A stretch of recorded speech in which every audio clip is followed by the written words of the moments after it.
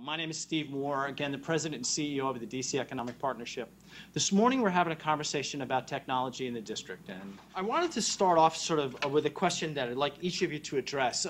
Our title is, Are we building DC as the knowledge capital of the world? Sort of a grand question, and I'll start, Vivek, with you. So when you ask the question, are we building the knowledge capital, I would argue that the answer is we don't have an option. And the reason is, if you look at Adam Smith's, comparative advantage, and you look at the Washington D.C. specifically, and we look at, well, what is our comparative advantage? Do we have the natural resources? And as we look at global markets and competition, and fundamentally changing the game, the District of Columbia itself, the only business we're really in, if you really boil it down, is in the business of information. So we're not going to become, the agricultural capital of the world, and we're not going to become the industrial capital of the world. So we have to lead as a knowledge capital of the world. I think that there's no question we are a knowledge capital. We need to be better marketed as a knowledge capital, but we also have to change our culture so that the knowledge isn't locked up in large institutions, but becomes an engine that will fuel economic development throughout the region. I think DC is blessed with the raw ingredients. There are many regions of the country that would die to have this many intelligent, well-educated, bright people. I think the basic ingredients are here, and I guess the question is whether you can get the culture and the incentive to mesh all of those pieces. I kind of think the phrase, the poet that didn't know it, fits with everything that we're all saying. I mean, we have all those ingredients. I think it's happening. I think it's happening before and after this conversation, and it's really figuring out how to message and go after the businesses, the partnerships, the organizations that fuel an attitudinal shift within our government and in the District of Columbia and the general region.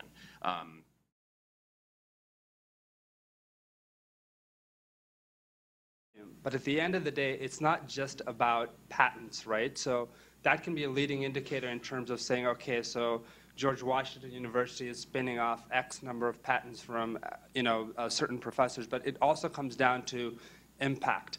How do you take that intellectual property and translate it into viable, whether they're businesses or have an impact in the scientific community in some way? And in order to make that happen, you need the right mix of capital, entrepreneurs, and researchers. So if you look at most things, value lies at the intersection of multiple disciplines. So I think the intersection here between academia, the business community, and government in terms of playing a role, and I think in this sense, the government's role as far as creating the right platform is very, very important. And also figuring out, well, what are those problems, that the market is not going to solve? Where does the government need to step in? So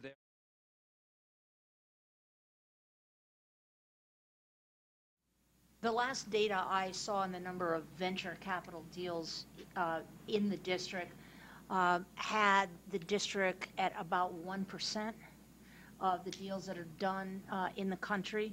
And that's a little bit of an unfair measure because it measures a city, even though it has a substantial population. I have two thoughts on this. First of all, I think that getting more venture capital or angel investment interest going in the district is one of the first things that needs to be done.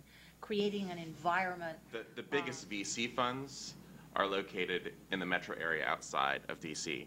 Some of the biggest private equity funds, where are they? In DC. It's a difference between speculating and having a business and understanding policy. The equity guys, they have billions of dollars, they make strategic decisions, they're in lockstep with what's going on in the government, and they have understood that partnership. Look at Carlyle Group, perfect example.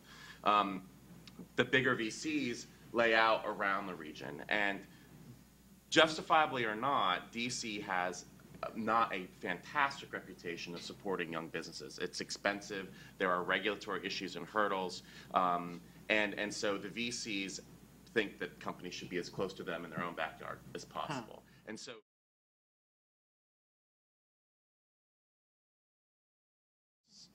this is the biggest market in the world. And it's probably why a lot of you all are here. People have a vision of the government, and they don't necessarily think of the government as a buyer. And this is an enormous buyer. And I think that creates lots of opportunities for entrepreneurs. The government has many programs to help grow small business. Vivek, you're a buyer.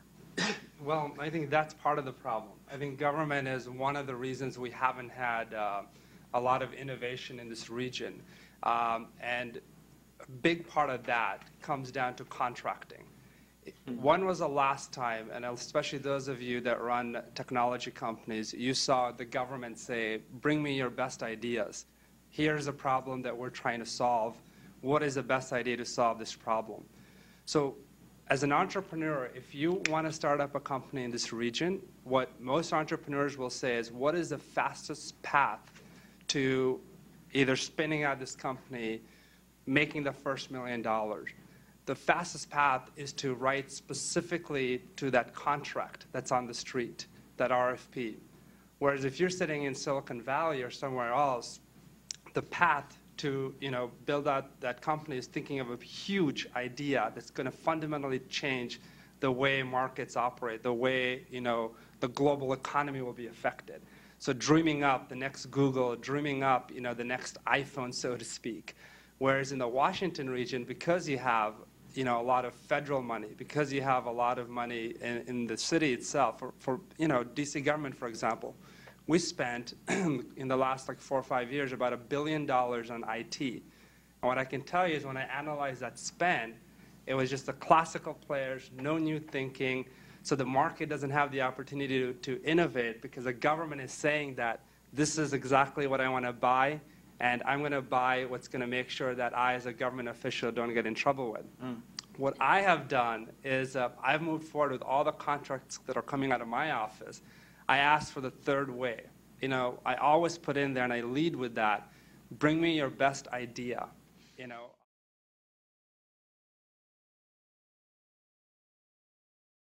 The population of the United States is about 300 million. The population of India is 1.1 billion. China is about 1.3 billion. But you look at the middle classes there. China has a middle class of about 400 million people. India of about 300 million. You just add up the middle classes there, and then you look at what we're dealing with. The only path that we have, to preserve our way of life is to innovate faster, to increase the velocity at which we innovate. So for us, it begins there, to look at those first-order issues, to say, are we graduating people with the right life skills to be able to compete? And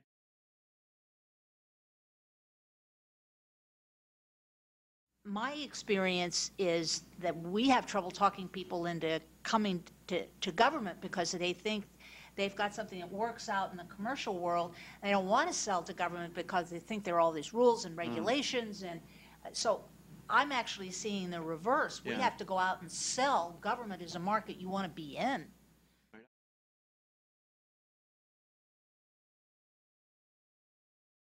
There's an organization called the State Science and Technology Institute, and they specifically, it's ssti.org, they specifically focus on how you grow technology communities, and they've actually gotten grants from the Commerce Department.